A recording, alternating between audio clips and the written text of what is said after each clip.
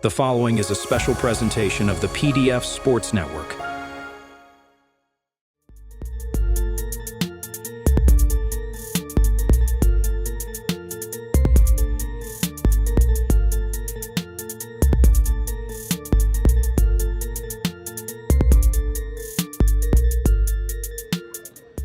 What's up? I know it's not early. I guess it's way too late. So the 7 o'clock game, the 4 o'clock games, I should say, are finishing up, and I had a bunch of stuff to do today. My apologies.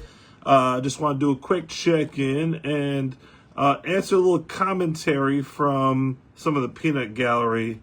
I will definitely invite them to come on if they would like to, if they would dare come on. Because a lot of people talking a lot of stuff, and mostly it's from the Shadeur haters out there that I want to address. And if you don't like it, I mean, cool.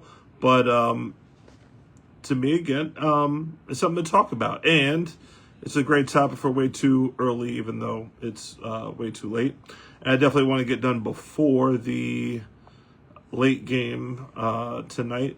I think it's Patriots and Giants tonight, whatever it is. Hope everybody had a happy Thanksgiving. I am out on Wednesday going to Hawaii for the Nationals game and the Minor League Football Report Hall of Fame induction. Big shout out to my guy Earl Thomas. Eric Childs is also being inducted. A couple other guys. Absolutely congratulations to those guys. Honored to have participated in this quirky little cult of ours called semipro football. And again, if anybody is looking for the information on Minor League Football Hall of Fame, I will definitely post that, and also the how it is that people get nominated for that, because I know that's the subject of talk every year. But I do want to talk really quickly about the Nationals picture that's developing as we speak. The Brooklyn Seminoles, the Detroit Ravens, and the New England Bombers are the three teams that are kind of at the top, and we're searching for a number 4 when it comes to the top rank in the area. I went over the different rankings with everybody last time. Not much has changed since there hasn't been any games played, but we should get a indication of who's taking the bid for the NFE championship game in upcoming days, and then Sunshine Bowl gets announced, I think, January 3rd, so that comes after that. So look forward to seeing that. In the meantime, again, the topic real quick, Shadeur Sanders. You see I got the jersey because I support my guy. It's funny, first of all, I'd like to say it's the Giants fans. I hope it's the Giants fans. I hope it's not a racist thing. I don't jump to that.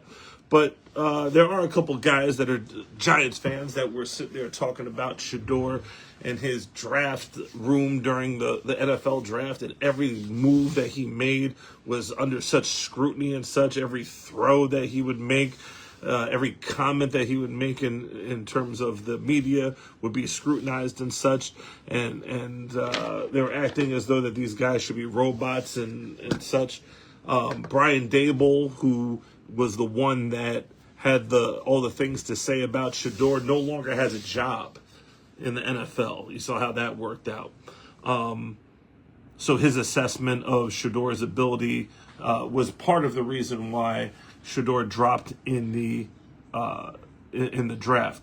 Keep in mind that in the history of the draft, the number 2 rated quarterback on the board has never gone to the 5th round ever. So you're talking about, as I said before in previous lives, you're talking about an unprecedented event that people just chalked up to, oh, he just can't play football. That doesn't make any sense. Such an event of that magnitude of, again, the number 2 ranked quarterback not only slipping from a projected top 5 pick to dropping to the 5th round was absolutely insane. And to say that there's no nefarious reasons for such is just absolutely ridiculous. So with that being said, so who'd you end up getting? If you're the Giants, you got Jackson Dart, and I know a lot of Giants fans are happy about Jackson Dart. Good evening, and acting as though he's the second coming. Am I saying that Jackson Dart is not good? I'm not going to say that. I think it's too early to tell. Cam Ward is struggling in Tennessee mostly because it's Tennessee and they had the number 1 draft pick for a reason. Dylan Gabriel, who was the other Browns first-round quarterback, he was 1-5 and had a win over the Miami Dolphins, who were mid at best. So when it came down to it, Dylan had a lot more resources put into him than Shadeur did. Dylan had more first-team reps. He had more reps in the preseason. He had the opportunity to start in preparation and had 6 weeks of football, including first-team reps that he was given. He was pretty much handed the reins after Flacco was moved over to Cincinnati. So to pretend as though Dylan Gabriel and Shadeur Sanders had the same opportunities is just asinine, because they didn't. And then on top of it, to make it worse, now you get thrown in the middle of a game with no preparation whatsoever, and we saw how that worked out. He had a poor performance, and then the very next time that he has an opportunity, he gets a full week of practice, he wins the game, and that wasn't even good enough for the Shadeur haters. So now I have to teach a little history lesson. So my guy Joe, I think Joe's in Staten Island. What up, Joe? I had a conversation with him, and he was talking about what he considers to be being real, that Shadeur's just not a good quarterback, and he has nothing to back it up other than his feelings. So I asked him a very simple question, because his reaction to the whole Shadeur Sanders versus Cam Scatterboo. Cam Scatterboo got hurt. He's on WWE doing wrestling antics and stunts and such. And then we see him at the Arizona State-Arizona game, and he's got the full, I don't even know what they call it, scooter with the cast on or what have you. The man's seriously hurt. You saw Jackson Dart high-five a ref. And all I made the point was that if Shadeur had done any of this, y'all would have been on him and absolutely merciless. Y'all would have absolutely been talking about him like a dog. Now, whether that's a race thing or just a New York bias, or when my guy does it on my team, yeah, it is what it is. However, every little itty-bitty thing that Shadeur does, y'all absolutely jump on it. It's absolutely insane. And, not to get too political, but the same thing happened with President Obama with his tan suit. Everybody would say, he's like, oh, Joe, you are more than welcome to come on, Joe. I will absolutely, I'm adding you right now. The request if you.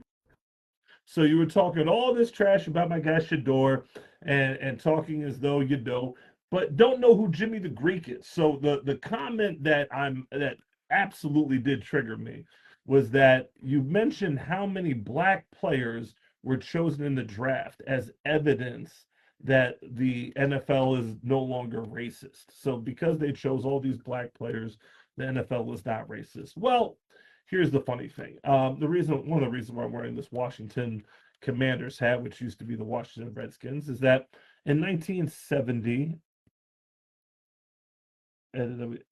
stop it. You're more welcome to come on. I'm trying to add you. If you want to come on, please come on. So with that being said, in 1970, Vince Lombardi, very famous coach that the NFL Super Bowl trophy is named after, drafted in the 13th round a guy by the name of Joe Patterson. Joe Patterson was my dad. And my dad was an offensive lineman.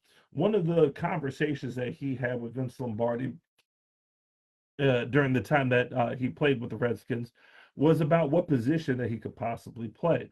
And one of the conversations they had was possibly moving my dad to middle linebacker, which was this big, huge thing back then, because the middle linebacker position, especially for the Green Bay lineage of Vince Lombardi, the middle linebacker of that team was Ray Nitschke. Correct me if I'm wrong, Packers fans.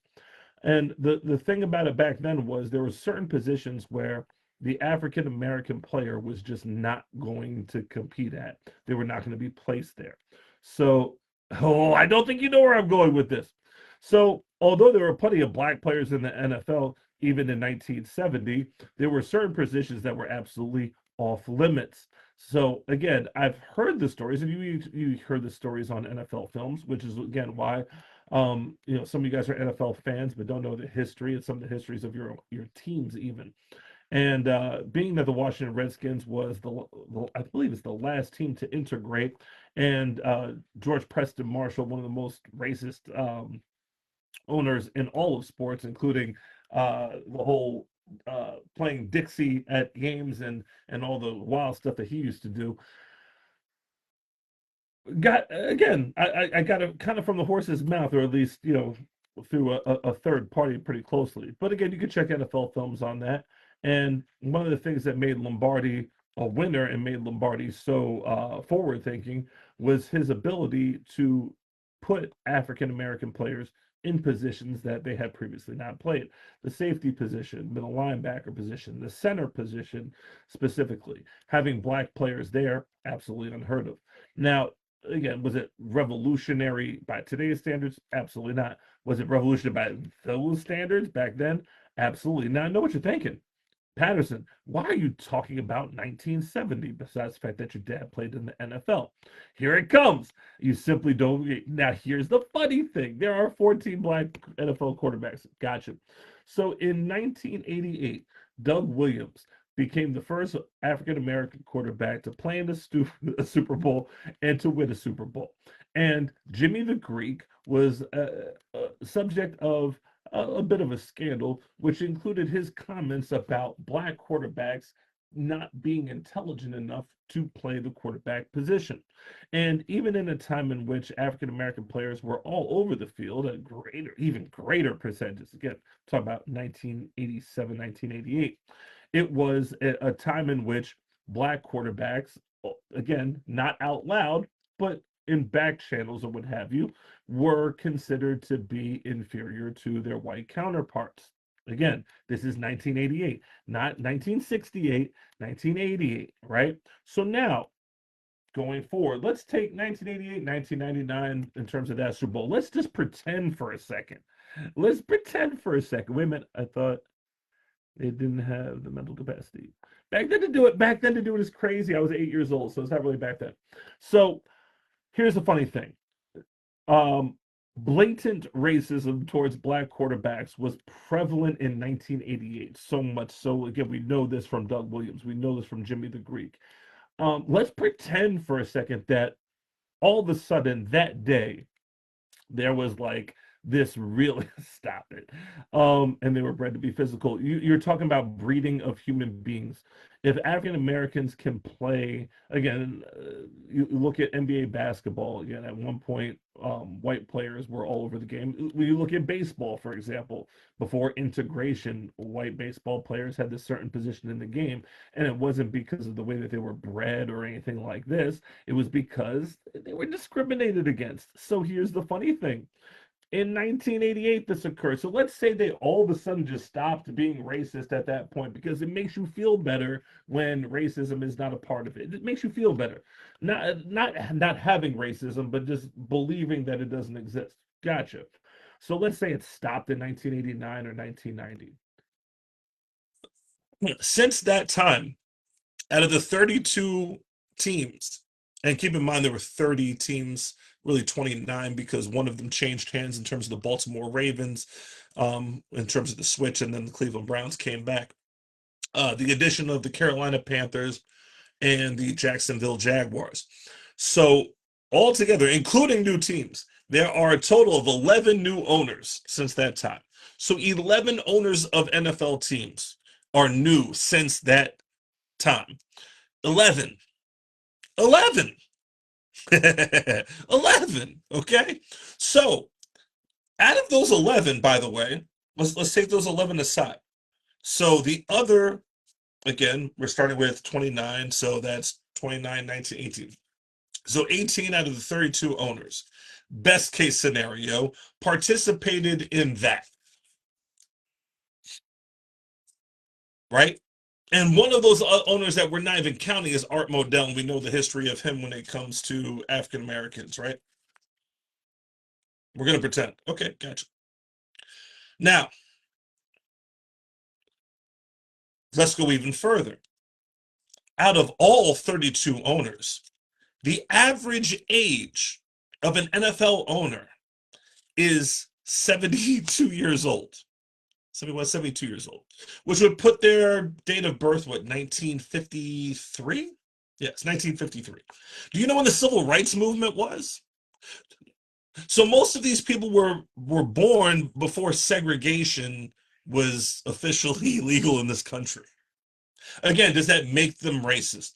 No, but it just absolutely goes to, you know, a little bit of context, right? Now these are facts, right? These are absolute facts. This isn't feelings. This is not, oh, I just feel as though he doesn't serve the eye test. What I'm saying is that out of the 32 owners, only 11 of them were not NFL owners when the NFL was absolutely against black quarterbacks in general. Now, we have a saying in the black community,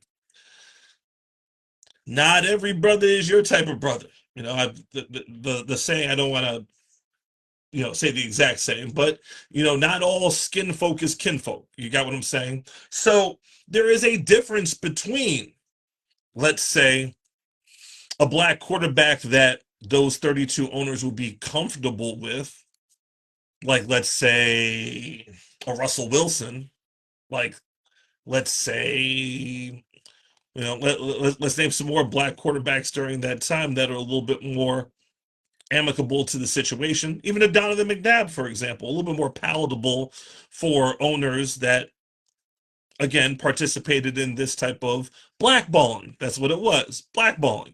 Because it's not like there weren't black quarterbacks available. There were plenty of black quarterbacks that were changing position, a la a Cordell Stewart. During that time, there were even black quarterbacks that had to go to Canada, like a Warren Moon, for example, one of the best quarterbacks of all time, that a lot of his career was robbed because nobody wanted to give him a chance because he was black. And if you don't know who Warren Moon is, shame on you, right? So when it comes down to it, Joe, and again, I invited you on. Don't duck now, right? Don't be ducking now. I added you again to defend this nonsense. But because NFL owners are choosing black players to play defensive line, corner, and all these other positions in the draft, you are saying this is evidence that the NFL is not racist. That is asinine. It is absolutely asinine. That doesn't make any logical sense whatsoever. And again, so now we go from 1970. I gave you facts, like actual events, like the actual data from, again, if Vince Lombardi was the most forward thinking when it came to race relations in the 1960s, and that's where he was at in 1970. And then in the 1980s, the team that was struggling with racism so much in the Washington Redskins ended up with a black quarterback that they ended up playing and won the Super Bowl. And it was documented cases.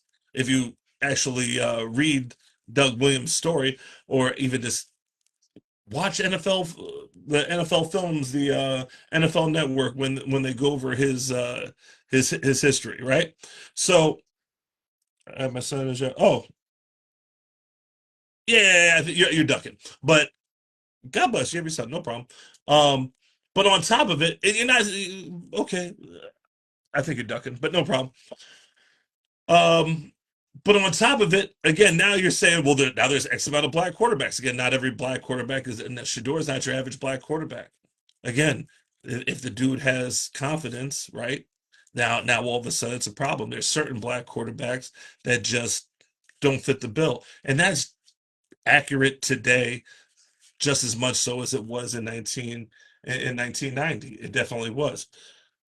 100%. So again, not every black quarterback is a DK black quarterback, right? The New York Giants, the team that you root with, look at their history of their black quarterbacks or the opportunity they have. They've avoided black quarterbacks like black cats. It's not though saying Shadeur. No, that's asinine. To say that the number 2 quarterback in the draft dropped to the 5th round. Unprecedented event. Had nothing to do with race, is absolutely ignorant. No possible way.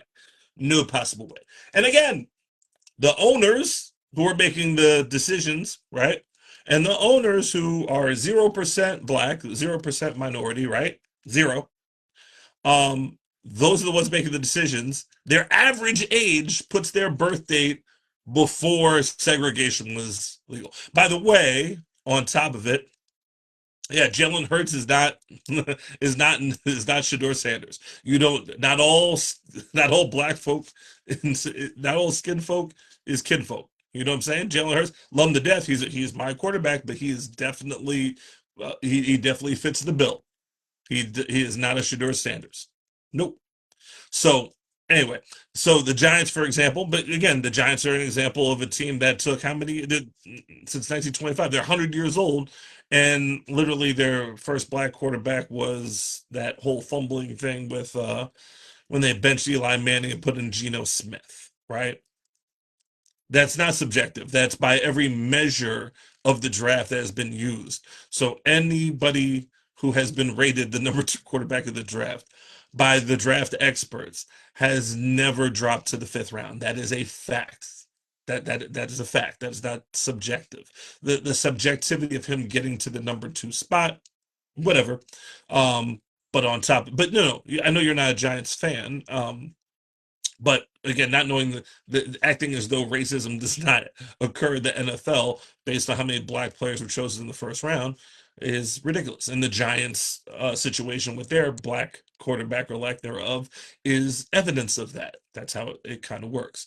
So, that's where we are with it. But again, this had to go at that statement was wild. How many black players were chosen in the draft as evidence of that?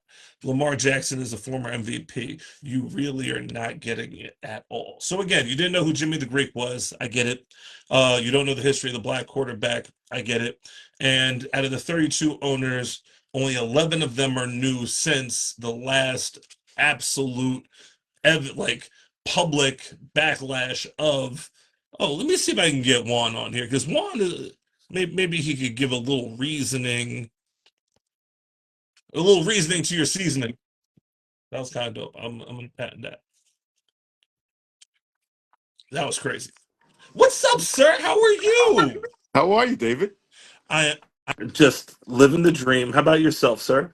Man, I couldn't be any happier. What's going on? Oh, not much, not much. So our buddy Joe, you seen him in the comments, right? So Joe is struggling with the world right now. Joe is thinking that racism does not exist, as evidenced by how many black players were drafted in the NFL. So that shows that there's no racism. I pointed out. I'll save you the long version. The short version is Doug Williams, who was blackballed by the NFL, Warren Moon, who was blackballed by the NFL based on race, documented cases of racism. The Jimmy the Greek scandal, where Jimmy the Greek, for those of you that don't know Jimmy the Greek, who outwardly said, and he was connected with NFL ownership, that NFL owners were avoiding black quarterbacks because black people are just not smart enough to play that position. My dad played for Vince Lombardi. Lombardi was going to move him to middle linebacker before Lombardi passed because Shadeur sexual, but calories are hilarious. Because black players were not given the opportunity to play middle linebacker. They weren't smart enough to play middle linebacker.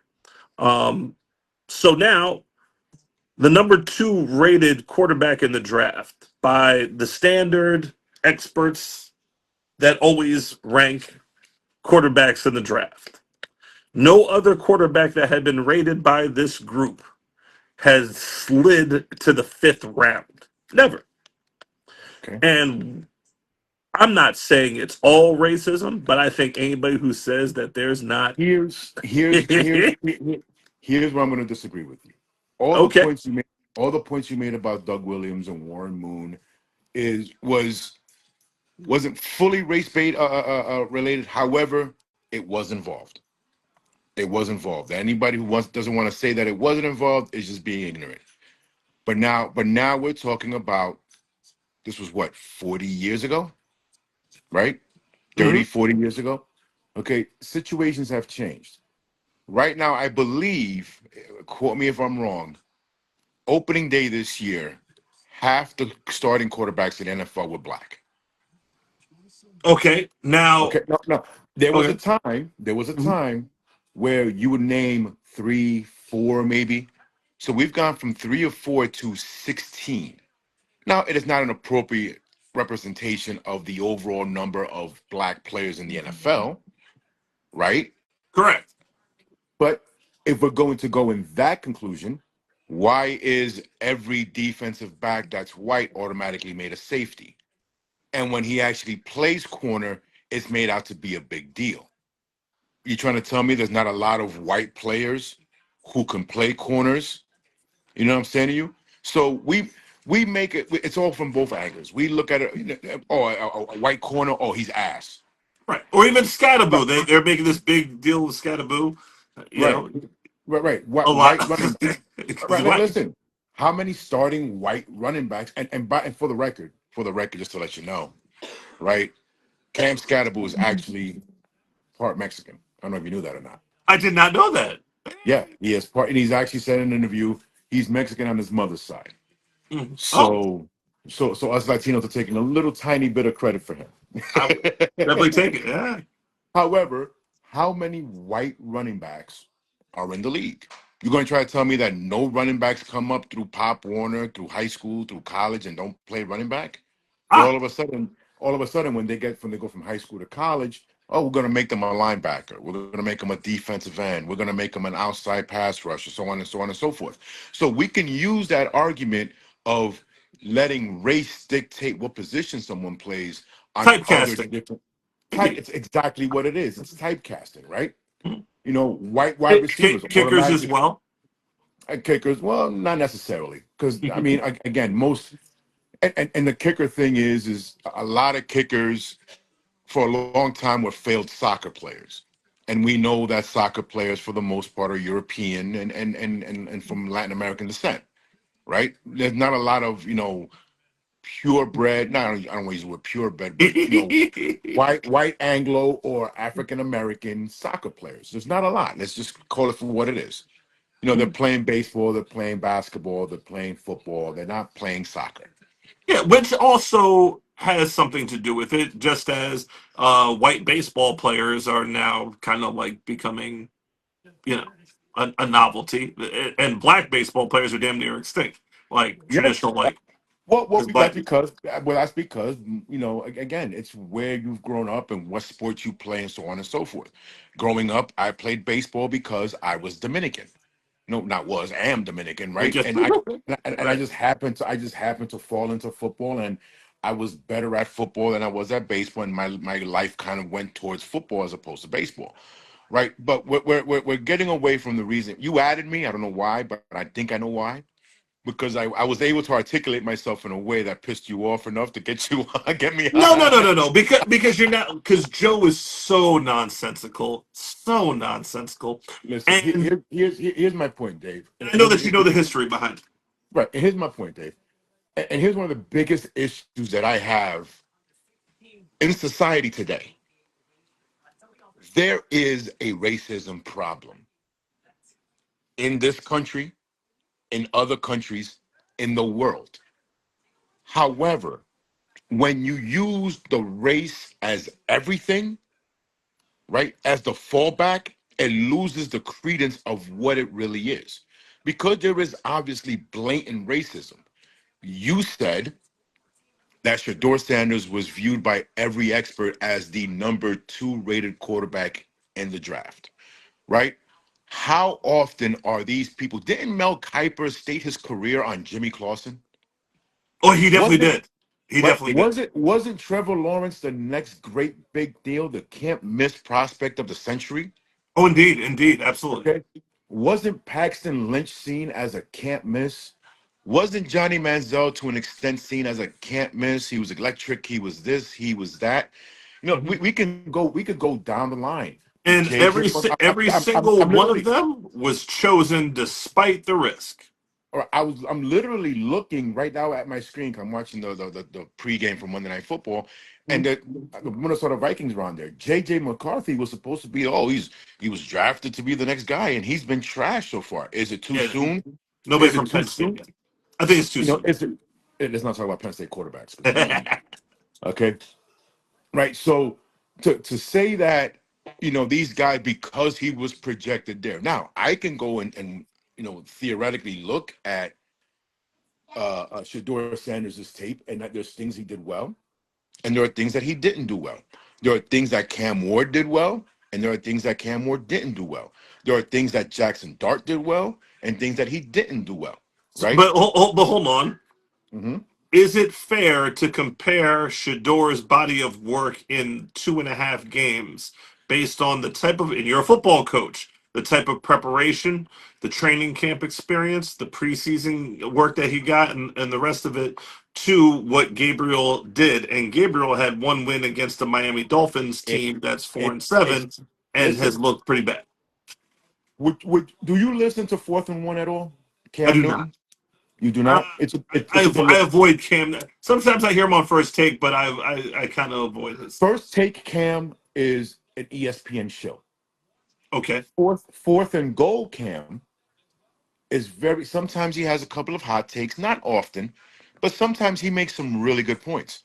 And what he said is, an NFL quarterback, for you to be able to judge what kind of a quarterback he's going to be, he needs at least 32 starts. That's 2 seasons. Okay, I would agree with that. right? Dylan Gabriel, after 4 starts, after 3 starts, was called trash, right? Hmm. Shador comes out against a bad, and I'm not using this as an excuse, I'm just using the fact, against a bad Raider defense, puts up pedestrian numbers. Let's be honest, it was pedestrian. I mean, One, after facing you skipped over no, but the Ravens let, defense that he but faced, and the Ravens I'm not defense is bringing no that up. I'm sense. not bringing, and I didn't bring that up. I didn't bring up the Ravens Uh, only because he was thrust into a situation he wasn't game planned for. He didn't do anything for. So I'm going to give him the mulligan there. okay, gotcha. I'm going to give him the mulligan there, right? Got. However, what I'm not going to give him the mulligan for is he goes up against the Raiders, Hmm. puts up pedestrian numbers. His one touchdown pass was a Dylan Sampson screen pass that he took at 60 yards. But now we're praising this guy as a downfield bomber. He threw one deep ball to Isaiah Bond, who made a great catch, That was a right? great throw too. It was a great throw. I'm not going to knock it. Yeah, it Uh, was a great throw. He had two and really, really, really great throws in that game. the throw to Fannin in the middle of the field, driving down the field, and the touchdown that was dropped, it was hit or miss. It was a Mhm. little bit of an underthrown ball. Receiver could have made it wasn't a perfect throw. Right, It wasn't a bad play. It just didn't work out, right? right. Comes out today. I believe he was. I forgot what his completions was. He It threw looks for the 100, same. It's like they're refusing to throw the ball. He's like 15 of 26 for and like that's a and that's buck my and 50. that is my point. That is the point I'm going to make. The point I'm going to make is that Shador goes out there, puts on, give or take, the same type of numbers that Dylan Gabriel gets, right? But we criticize Dylan Gabriel, but we praise Shador Sanders, and we're giving excuses for Shador Sanders. When in the reality, the problem is, as a coach, okay, the Browns' offense is terrible. They're terrible, yeah, indeed. Okay, no matter He who didn't, he, you he are, didn't give them many opportunities to either one of them to throw the ball. right? No matter And who you are, no again, matter I'm who not you I'm are, not prepared to say that Gabriel is bad. I'm saying no, that I'm the not Browns offense is terrible terrible, because the right? Browns are terrible. So my point is, the criticism of Dylan Gabriel, no, the correction, the apologies to Dylan Gabriel should be just as loud as criticisms, because that kid was given nothing to work with, At all. right? Nothing to work with, and he did the best he can do with what he got. We put Shador in, who's allegedly a far superior quarterback, and his numbers aren't drastically any better. But he's not supposed to be drastically better because he's drafted in the 5th round. He's supposed to. According to the Shadeurites, according to the people who follow Shadeur should have been the number 6 pick in the draft. He's the second best quarterback in the draft or whatever. And Dylan Gabriel was a 3rd round pick. His numbers should be better. According to what you're saying, he's the Okay. 2nd best. Well, that you have a heck of a point on. I think it's too early to judge either one of them. I'm not. And by the way, Listen, I think it's. we can't go back and forth and say, oh, he's a 5th rounder. He's a 5th rounder. No, I don't think he had 5th round talent. I think it was a shame that he was. I agree. Yeah. The reason why he's a 5th round quarterback was because you have to. Here it comes. I tell my children all the time, learn their rules, play by their rules, and then beat them by their rules. Shadeur came in thinking he can dictate. First of all, you can't dictate. You're not the number 1 overall consensus number 1 pick, right? Because we're going to talk about that. If it wasn't going to be Cam Ward, it would have been Abdul Carter. And if it wasn't Cam Ward or Abdul Carter, it was Travis Hunter. Those were the consensus 3 guys who were going to be the number 1 overall picks, right? Because a lot of people want to throw the Eli Manning thing in there. Eli Manning was a consensus number 1 overall pick. So when you are the consensus number 1 overall pick, everyone knows that you're going first.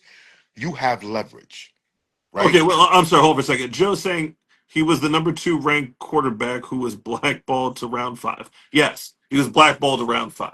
If he dropped to the 2nd round, okay, I can't be mad at that. If he's cocky or whatever like that, drops late 2nd round, possibly. I mean, Jalen Carter killed another human being, and he dropped to the 9th pick, right? So this is an unprecedented move. And again, to say that race had 0 to do with it, when since Doug Williams played quarterback, there has been 11 teams. Hold on. Since Doug Williams and Jimmy the Greek exposed institutionalized racism at the quarterback position in the NFL, there has been a turnover of leadership in 11 of the 32 teams. Only 11 of them. So Listen to what I'm telling you. The Shadeur Sanders was not a race thing. It was twofold. It was a 2-pitch. It was a 2-pitch fork. If you're telling me he's uppity without adding the Negro part, I'm gonna disagree. But go ahead. No, it's not that. It's not that. It's the, and we're gonna call it for what it is. Old men, not just old white men. Old men do not like to be told what to do by young boys. John Elway did it. The Mannings did it. There's a bunch of other families that number 1 overall pick. That's the key thing that I keep saying to you. They were both the consensus. No, they were both the consensus number 1 picks, and they had options. Shadeur was not the number 1 case, no number 1 pick. I'm not going to read the comments. And no disrespect to the person commenting, it just throws me off my point.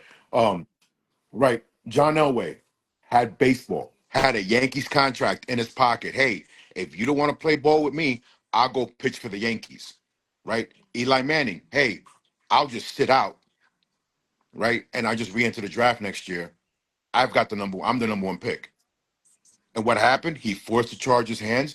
And the reason that he told the Chargers, he didn't like the Chargers, and this is the point that I'm going to get to, he was protecting himself. It wasn't about where he wanted to go. If you remember the Chargers at that time, the ownership had some issues with some kind of harassment cases going on in their front office and this and that and the third. And they also had just drafted Ryan Leaf, and they also had Drew Brees and the way the Drew Brees situation was handled. Eli did not, look it up. No, Leaf was drafted instead of, that was the trade in that draft. They didn't already have Leaf. Leaf was the same draft as Eli. They swapped. I believe it was. No, he wasn't. Leaf came out with Peyton. Rivers came out with Eli. Oh, Rivers. Okay. Rivers, right. The Chargers drafted Eli anyway. The Giants drafted Rivers, and then they traded quarterbacks and some picks, so on and so forth. Yeah, Leaf was the bust that never was. Okay, gotcha. Right. So because of the way the quarterback position had been handled by the San Diego Chargers, Eli Manning told him, I prefer you guys not choose me. The Chargers, trying to play strong arm, made that information public to try to get some leverage back, and it backfired on them, and they had to eventually trade him. And then the next thing you know, the Giants won 2 Super Bowls while the Eagles didn't win any. But we're not going to talk about that. Oh, the We're not gonna talk about 500 that. quarterback that should be in the Hall of Fame. Go ahead, continue. With 2 championship rings, though, but we're not going to talk Okay. about that. Yeah, we got With 2 two. championship rings, and no quarterback who has ever won 2 championships has not been in the Super Bowl. Anyway, and I've been in the Hall of Fame. But anyways, that's the difference. Oh, I'm, The I'm sorry. second, What? No quarterback has ever what? That's false.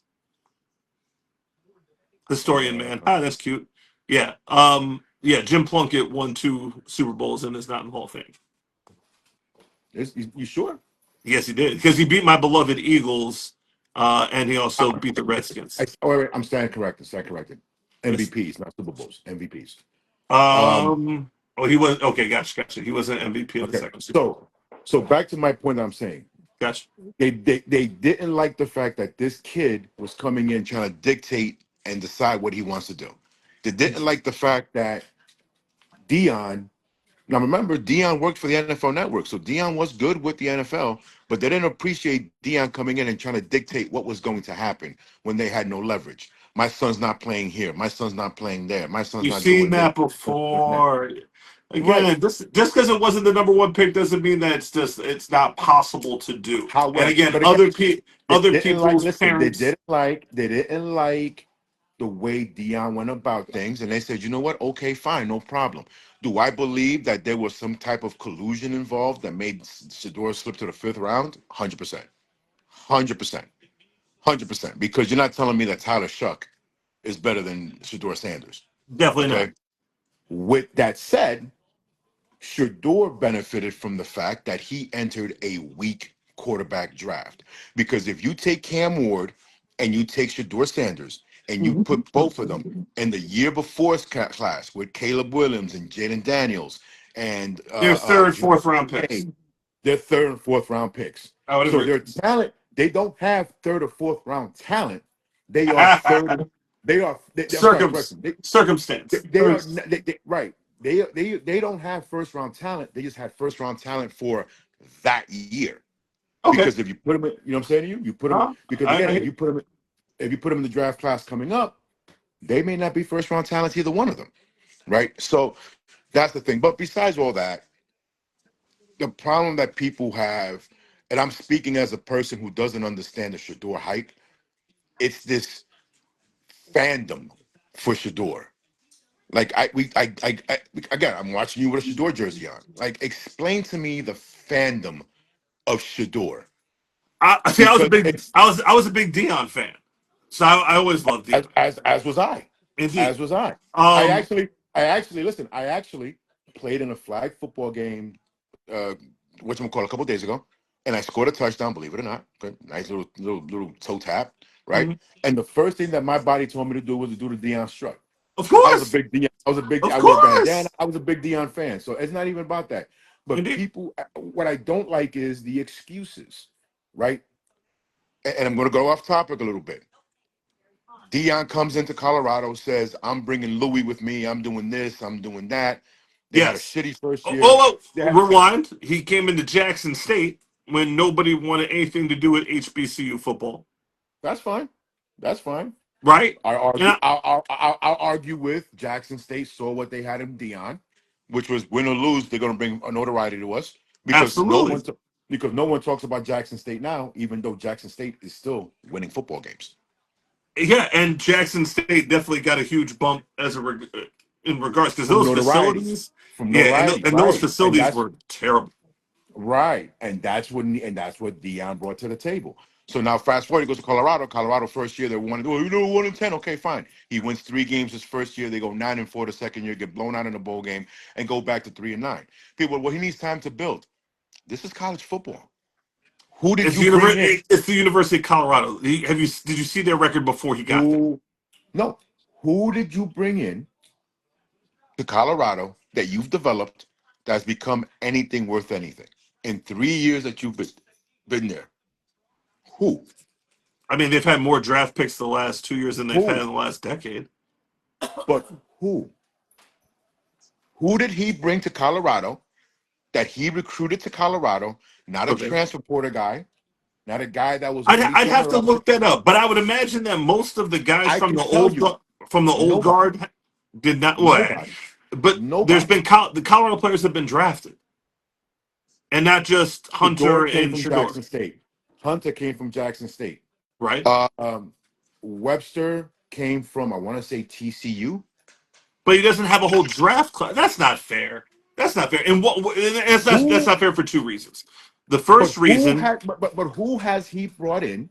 He's been there now 3 full seasons.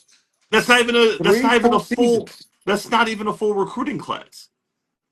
But who does he have? He That definitely he's has that, players. who? Name him, Pat.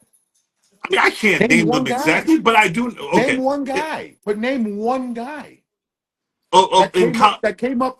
Name one guy from his initial class that is now somebody you be like, oh, this guy well, who is get? really a good player. But what college football coach gets judged by that? None of them do. All of them are basically given a pass until their first graduation class comes up and gets their full squad. They get it's a little bit more To address, wait a minute, accelerated to address Sammy, because of the Sammy, transfer portal. hold on a second, who is it? Who said that? Sammy Jones. All 5 wide receivers playing in the NFL. One guy was in the practice squad. Okay. Another guy is just returning kicks. One is Travis, and who is the fourth receiver that I don't know? I don't know about. I know no running backs are in the league. I know guys. Let me see. There's no linebackers. There's no defensive backs. There's no offensive linemen. Well, Uh, what are you comparing it to? Alabama? That's not my fair. point. You No, no, no, you no, no, no, no, no. You don't need to be you NFL. compare No, it no, to no. You're not. what was You don't Colorado need doing to have before? NFL. But again, you don't need to have NFL players to build a quality program. The question that I asked is, who has he brought in, recruited them from high school, brought them in, and has actually made a difference? Jimmy Horn, Right. And what has Jimmy Horn uh, done this year? Wester from the What has Wester Ravens. done this year? Oh, that was before.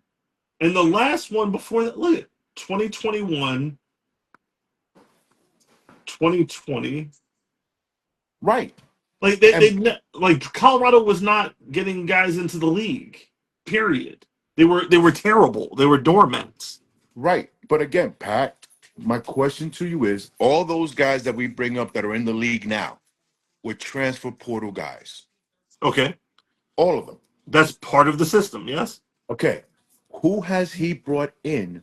Who has he recruited? Who has he recruited? I gave you all of his draft picks, right? So We're at not the talking draft picks, Pat. We're not okay. talking draft picks. Well, Who has he recruited to?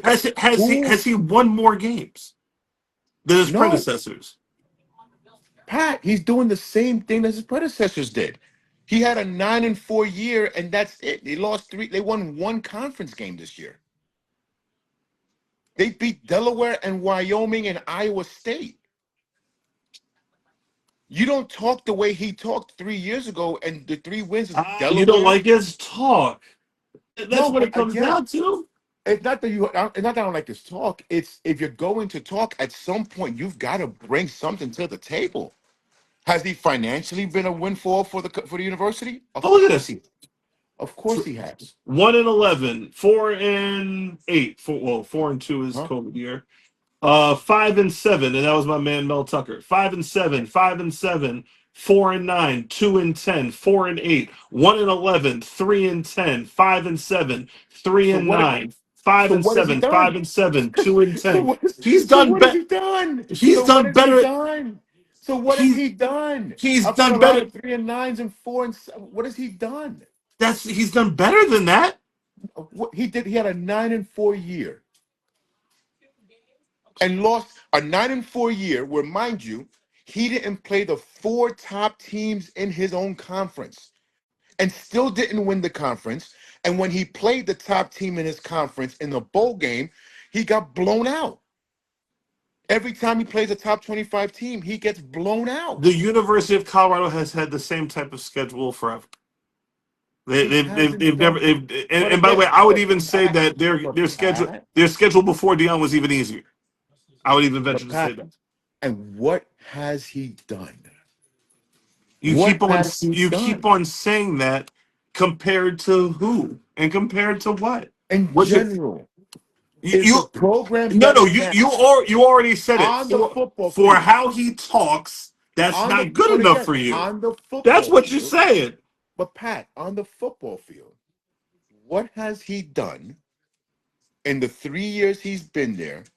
That if he was to walk away tomorrow, I got you a Heisman Trophy winner and a 9-4 record, no bowl wins, no conference championships. We have a terrible losing record against overall losing record. We have a terrible record against top 25 teams. We left with a 1-8 conference schedule. What has he? If he was to leave tomorrow, aside from the financial notoriety that he brought to the university on the football field, what has he done? He's given them the most wins that they've had in a while. 9-win season with a cupcake schedule. That was literally more than his predecessor did in 3 years. He did in 1 year. 9-win season with a Again, cupcake schedule. you keep on saying this because of the way he talks. That's what it is.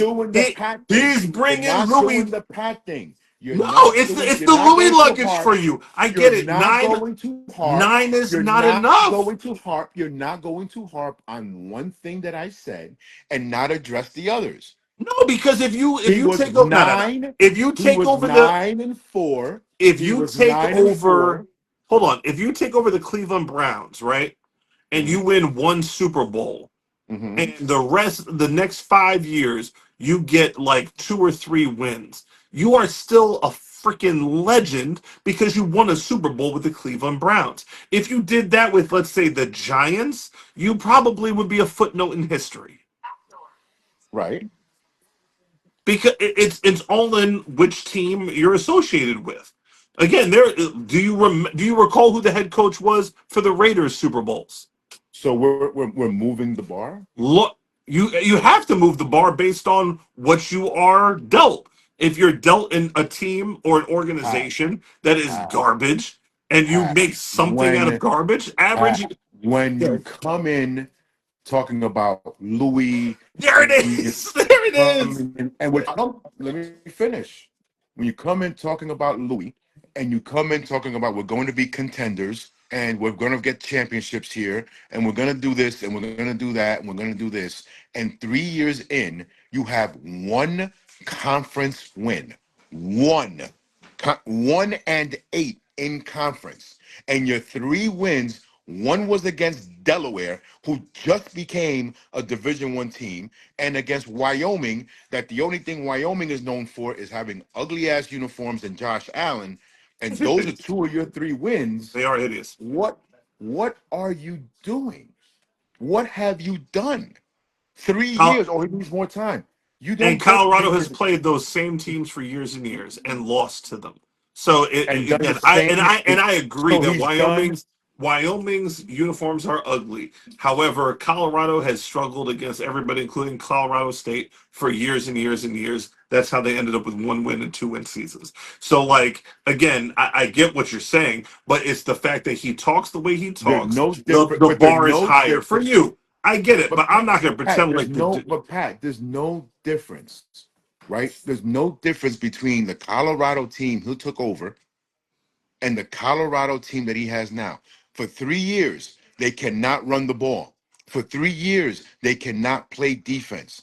Last year, the offense was centered around getting Shadeur the ball and making him into an NFL quarterback. And if you're telling me that's a lie, I'm telling you that you're wrong. No, I'm telling you, if you're a Colorado Buffalo fan, you take that.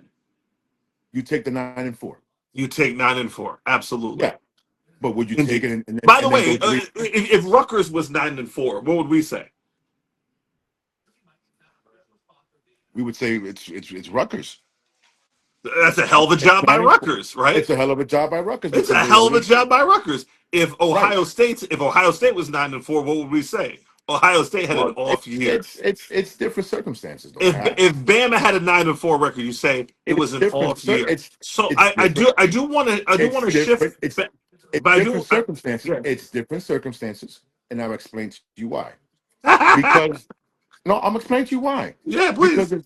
if Rutgers goes 9-4 and they're beating Norfolk State, Hampton, Howard, Temple, Monmouth, and then when they get into Big Ten play and they're getting smoked, it's a false 9-4. You know what I'm saying? It's a false 9-4. Colorado went 9-4 last year and didn't play the top 4 teams in their own conference. If they had played those teams, at best they would have been 2-2. So now that makes their record 7-5 compared to 1-10. That's still good. But when Well, they I had to mean, play the you teams, still have to play your conference schedule. So, although I would agree that you usually have like 2 or 3 cupcakes on the schedule, you're not. There's no way that you're loading up with 8 wins of they cupcakes. lucked out. Listen, they played the schedule they were given and they lucked out. All of a sudden now they have to play Utah and they have to play BYU and they get outclassed because it's what it is. Dion himself has said it. I've been outcoached on many times. Yeah, because So now what? he's adjusting. Yeah, that makes sense. Okay, I've been outcoached.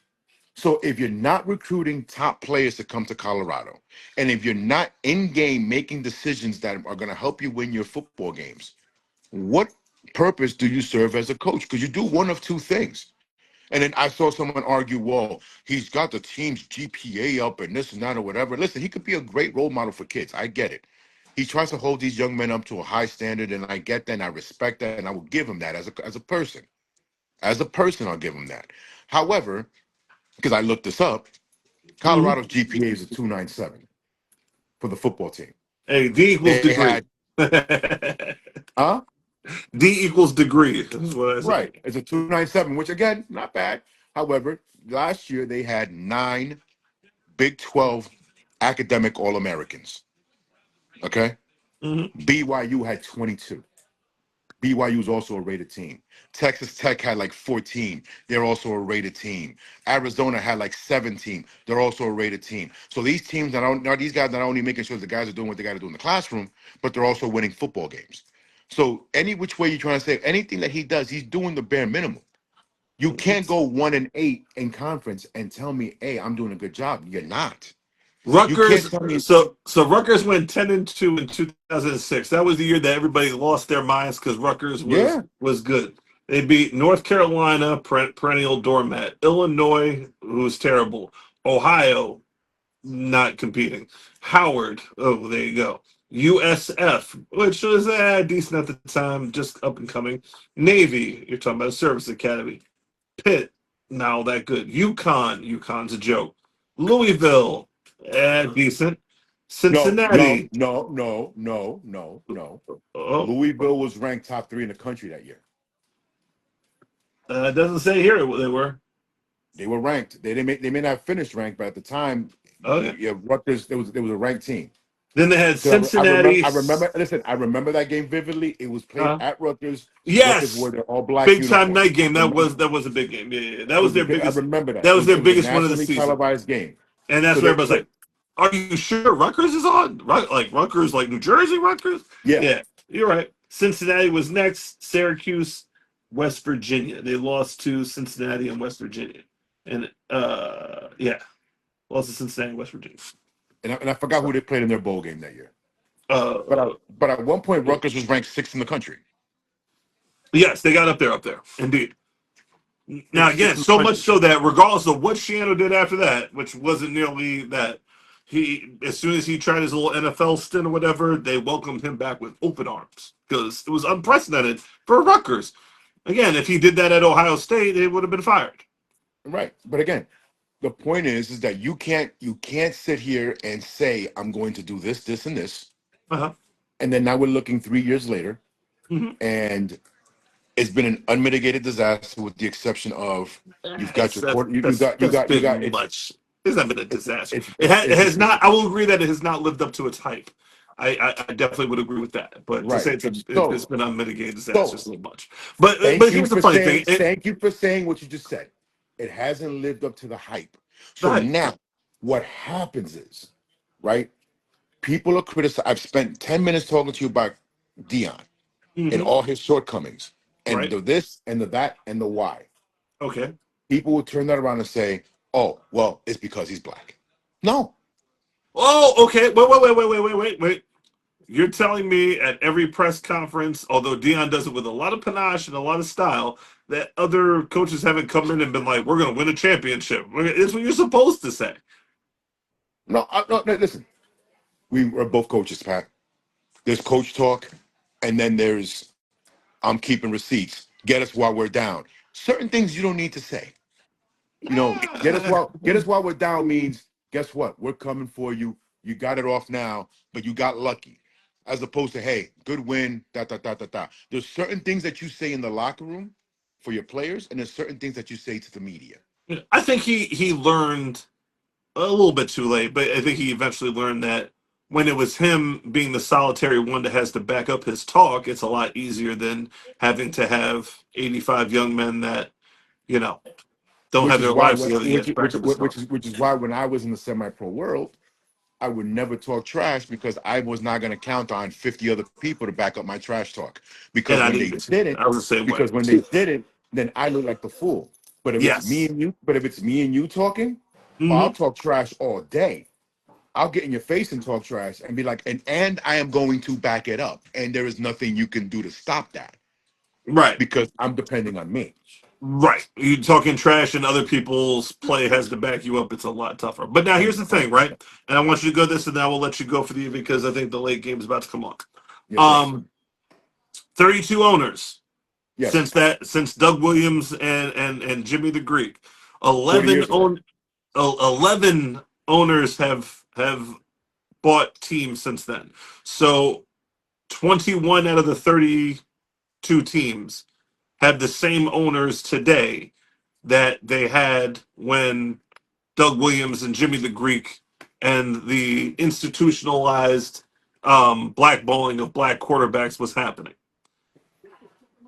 That's where Joe misses me. Again, I'm not saying it's all because he's black, and I'm not, me, I don't do that whole, oh, the only reason why he's in the fifth round is because he's black.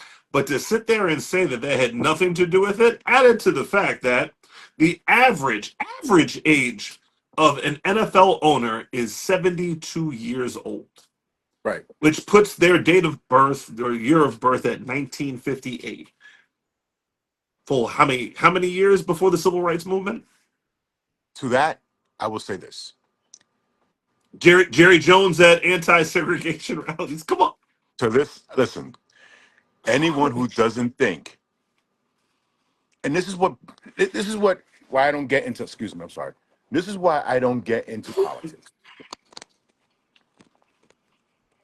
Do you think that there is a white man in his late 60s to early 70s in Congress right now who hasn't have a little bit of racism in him?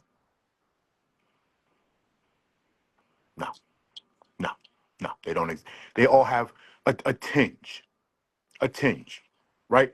But you'll have people sitting here and lambasting Republicans and lambasting Democrats. I'm going to go off on a little tangent and I'm going to come right back, I promise. There you go. Okay. Right? Oh, I'm a Democrat. They're all racists. Anyone who believes in politics to me, and this is me because, again, where I work, I have to do with politics a lot. 20 years of this bullshit. All politicians are professional liars. And the person that you back is the person whose lies you like the way they're told to you the best. Cut and dry. So when I see people posting Democrat and Republican and anti-Trump this and anti-Trump that, you know what, Rob, you know who I vote for? The person who's not fucking my money up. Period. 20 years, I have a pension, okay? Luckily, life has treated me, I've done a lot of hard work and I've done a lot of things to get myself to a financial position that I'm at right now. So right now, I'm not a bleeding heart liberal. I'm protecting my hard work, which means don't come tax me because I'm in a higher tax bracket. Don't come tax me because I make a six-figure salary. Don't come tax me because my wife makes a six-figure salary. Don't do any of that bullshit. Protect my money. You want to protect my money and you're going to keep that promise, which is fucking another fucking thing for politicians, right? Right. That's what's giving my. I don't care what your personal beliefs are, because if you're going to start using morality in politics, All y'all going down. Yeah, all y'all like, going. woo. Indeed. So I say that to say this. Yes, there were 11 different owners from that time, which means that there's 20. Was it 19 owners? My math is 21. right. Yeah, 21 32 minus owners. 11, 21. 21 from that time. Yeah. What they've done is they've adapted to the times. There was a time where Pat, you would decide to walk into the house, right? And if Mhm. your wife decided that she was going to backtalk you, you crack her across her face one time and no one said anything to you. Why? Because you're the man of the house and that was socially accepted. If you do that now, it is not socially accepted and you're going to go to jail, That much is true. right?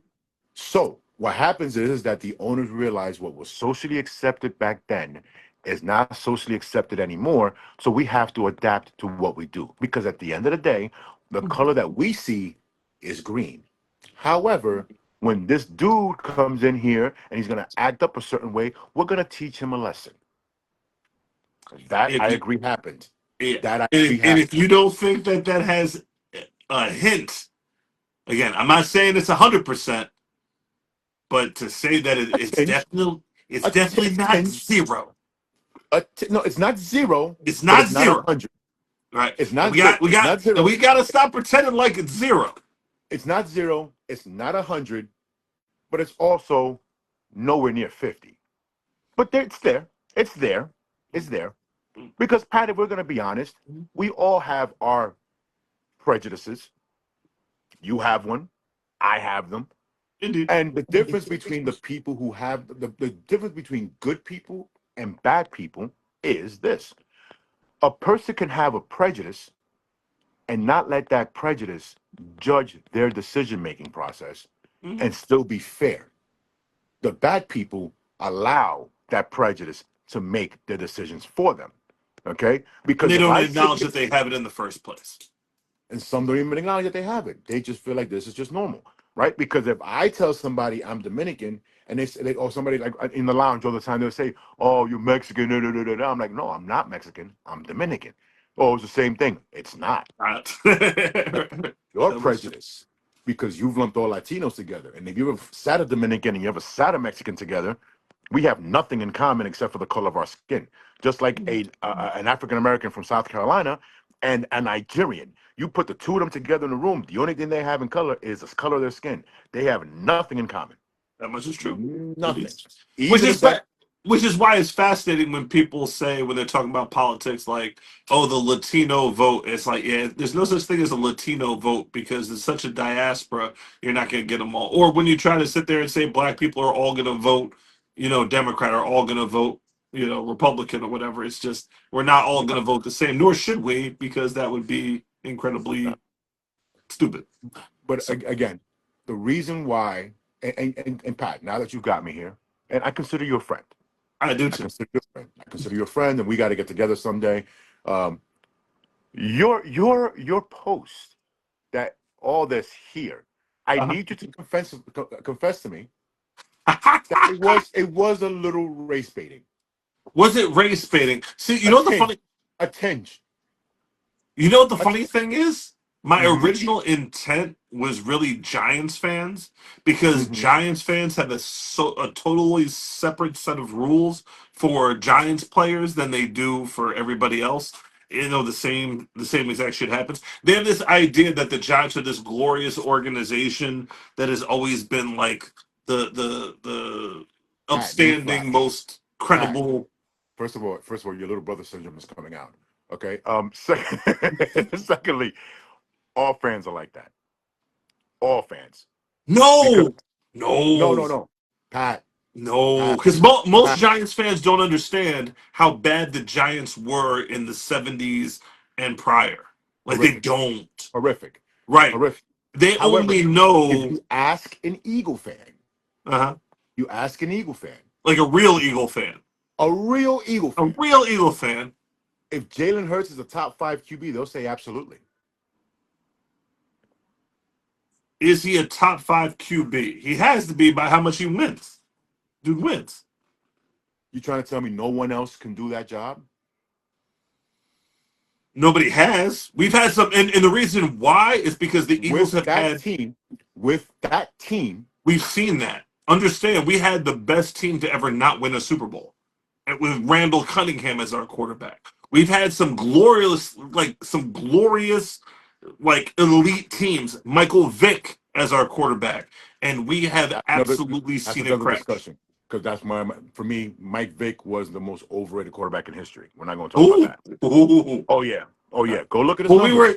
we were expecting him to take us to the Electric runner. He is Electric. He was. As a passer, ass. So He was here's my definitely question to you. he was definitely better as a passer with the Eagles, Watch me prove, because he couldn't run anymore. Watch me prove my point. and he had a lot of weapons. Watch me prove my point. Go ahead. With Saquon Barkley, with AJ, with Slim, with Goddard, that offensive line, that defense. Does Josh Allen win a Super Bowl last year with that team? Does Josh Allen win? Yes. I think Josh Allen is a top 3 quarterback in the league. Does Joe Burrow win with that team? Joe Burrow. Joe Burrow. I'm not sold on Burrow. I'm not sold on Burrow. He gets hurt often. Burrow, you're missing me with. I'm not talking about the hurt part. Talent. I've seen. No, I think Burrow. I think Burrow's overrated. I think Burrow's grossly overrated. The guy throws for almost 4,500 yards and 40 touchdowns, and loses games because his defense can't stop anybody. Yeah, you put that guy on the Eagles, they win. We think Jamar Chase and who was it? He had Pickens. Who's the other one that he has? So Chase. He always had, who's the other one that he has? His name is Chase. He has weapons. He has weapons. He has no defense. Has no defense. Correct, but I still think he's overrated. I still think he's overrated. Okay, you're missing me, bro. He threw for 900 yards against the Steelers last year in 2 games and lost both games because the defense gave up 30-something points. How do you throw for 900 yards in 2 games and lose both? I saw Jalen Hurts threw for 3 and change in the Super Bowl and we lost. So okay, so yeah. Josh Allen, does Mahomes win with that team? Yes, Mahomes wins. Okay, does Stafford win with that team? Stafford wins with that team. Stafford, okay. I'm sold on. Yeah. Okay, so we got Mahomes, we've got Allen, we got Stafford. You're not giving me Burrow. Does Lamar win with that team? Ooh. Yeah, I gotta give Lamar. I gotta give it to Lamar. Okay. Does Jaden Daniels win with that team? Daniels, no. I'm not sold on. Does Dak win with that team? Dak chokes in the playoffs. He has weapons. He has what? To tell you the truth, the fact that he hasn't won in Dallas is crazy to me with the amount of weapons that Dallas has. Okay. Dallas has Dallas has surrounded him with weapons since he's entered the league. And keep in mind, apples to apples, that's a pretty good comp because when was Prescott drafted? He wasn't he wasn't even a first round pick. He was a 4th round pick. Yeah. So 4th round pick out of Mississippi State. Hurts was early 2nd round. So Dak has overachieved considering. So I can't be too mad at him. Does Herbert win with that team? No. I'm not sold on him either. No. I don't think Herbert's better than Hurts. Let me see who else. Drake May. I don't know. I can't tell you that. I might feel different after a few years, but right now, no. Right. So yeah. Again, I think considering he's the 5th best quarterback in the league. I think there's about 7 or 8 quarterbacks. There's a lot of quarterbacks that you can put on that Eagle team. Mm-hmm. Okay, Jared Goff wins with that Eagle team. You don't have to do much. You don't. Okay. Jordan Love could win with that Eagle team last year. That Eagle team last year was dominant. It definitely was. It definitely was. 2,000-yard rusher, humongous offensive line. You got skill weapons on the outside. You've got a devastating defensive line. You've got a good secondary. You have Bond playing out of his ass. You had everything there. All Jalen had to do was just take the handoff and throw the ball every once in a while, right? Distribute the ball. So all of a sudden, these guys you could at least 10 guys I can name off the top of my head that you could put them on that team. Jalen Hurts is not the reason the Eagles won, right? At no point, the Eagles at one point had the best record in the NFL. Yes or no? This year. Yes. At no point was Jalen Hurts named in any MVP conversation No. at all. Nope.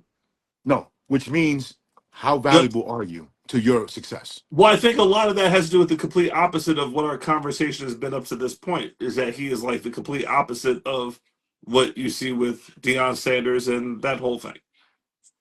In what way? He's a very humble, back to work type of guy. He's not. So is Lamar. No, I love no, Lamar. I love Lamar. Listen, to me. no. I love Lamar. I love he's Lamar because he's you know not what? nearly as bland and stale as the personality of Jalen Hurts. Right, but Lamar is a quiet, humble, gets to work, works hard, does not flashy, just does what he's got to do. Maybe it's because you don't consume Philadelphia media, but like again, Luckily. Jalen Hurts is that boring. Like he is. Oh no, he is boring. That boring. He is boring. He's a walking. He is he's much more boring than a Lamar Jackson. Much Right. more. right. But again, the point is both of those guys. So what type of expectations do you have of him? He doesn't really put Of who? expectations out there, other Of than who? we're gonna go back to work. Right. So again, if a guy we're gonna go back to work, for me it's just And when he's not, toe to toe with Mahomes, and literally if a field goal and Mahomes doesn't do some superhuman type shit, we're talking about a 2-time MVP Super Bowl champion. right. But here's my question to you. Right. A field goal away from Right. 2-time Super Bowl MVP, 300 Correct. plus yards in each. Correct. I get you. But here's my question to you, right? Who won the Super Bowl for the Eagles last year? Who was the Super Bowl? No. Don't tell me who's the Super Bowl MVP. He was Don't Super even Bowl say that. MVP. Don't even say that to me. Wait. Because oh. hey, watch. Watch me flip this on you. Watch me. Who's the Super Bowl MVP? I mean, Jalen Hurts was the Super Bowl MVP. And he's the reason they won? As much as Eli Manning was the reason why the Giants won 2 Super Bowls. And neither one of them should have been Eli. Thank you. Thank you for that. Yeah, Okay. here we are. Thank you for that. Yeah, here we are. Yeah, here we are. Okay. So who do you think should have Super the Bowl MVP? MVP does not equate to the reason they won a Super Bowl. Because I'm a Giants fan, and I'm telling you, Eli didn't deserve either one of them. Either one of them. Okay. Either one of them. He made one gutsy play, and Mario wasn't Manningham. It was oh my god, Tyree. David Tyree with the helmet catch. makes a tremendous catch. Mhm. He's a Super Bowl MVP because again, NFL this year. If you're telling me who's the most valuable player to the team, it is not Drake May. It is not Matt Stafford. It is Jonathan Taylor. And a running back will never get that award. No, I don't think you would. Just like a running back is never going to get Super Bowl MVP. So Super Bowl MVPs to me. So who do you think should have gotten the MVP of last year's Super Bowl? Anyone on that defense. Pick one. I don't care. Anyone on that defense. If you would have told me Cooper DeJean, I would have been like, okay. Yeah, they played so well across the board. That's the only. Pick one guy. That's the only thing. Pick one guy. It wasn't the Philly offense. It was the Philly defense, and the Philly offense did just enough to win that game. Duff is crazy with I mean Mahomes and the Chiefs had 3 points going into the fourth quarter. 3. That offense had 3 points. It definitely did. You and me could have been on the center doing this. I don't know. I don't know. Mess it up. I don't know. But nah. Especially the throw to Devonta Smith at the start of the second half that iced it. Nah. I don't think you can. Bro, I don't know what's up with your with what's. I tried to. Listen, I got a question to ask you. How's Marge doing? How's Lisa? How's Bart? How's Maggie? That's cute. Because you're fucking being Homer right now. You understand? That's cute. That is cute. That's adorable. That is adorable.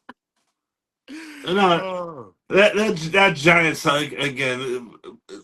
The Giants fans, old crotchety dudes, Oh, you can't do Yeah, this. Oh, he's throwing this yeah. watch up. I'll give you The that. draft, I'll the give you that. draft day I'll thing, give you that. right? So that's why I said it wasn't really a race thing initially. Um, but But I'm gonna tell you that, why. I'm gonna tell you but then why you it was turn a race thing. around I'm gonna tell you why you made and it a this race is thing, Pat. unacceptable. Pat, But I'm gonna tell you Jackson why. I'm gonna started tell you high why. fiving the ref is I'm gonna tell acceptable. you why you made it a race thing, Pat. Ready? I'm ready. Because Cam Scatterbo wasn't the only giant there. No. See, no. I'm fine with them being at the wrestling match. I'm He fine with it. wasn't the only one there. He I'm fine wasn't with the only them. one there. I'm He even wasn't fine the only with. one there. As a matter of fact, He was the only one that right? was Like I said, hurt there.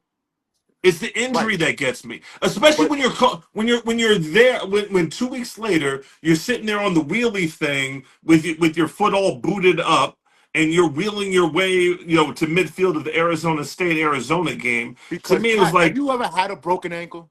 no, Okay. My wife has had a broken ankle. okay, Okay. When you get that walking boot on, uh-huh, you can stand. right, Fine. That okay, ankle, that boot's not letting your ankle do anything. It's okay, locked in. You're not doing anything. Now, gotcha, try to walk, not right, happening. Not happening. But okay, standing there, okay. getting a little wrestler shove, it's Boy, nothing. And he had people behind him. He you wasn't want to going talk about nowhere. a homer? Oh my God! Like you're Pat, really no. I'm wow. saying that. I'm saying, listen, I'm Straight saying that. apologist. Listen, no. Because you're making it sound like I thought it was a good idea. You I didn't didn't. think that any of them belong there. I don't think any of them belong there.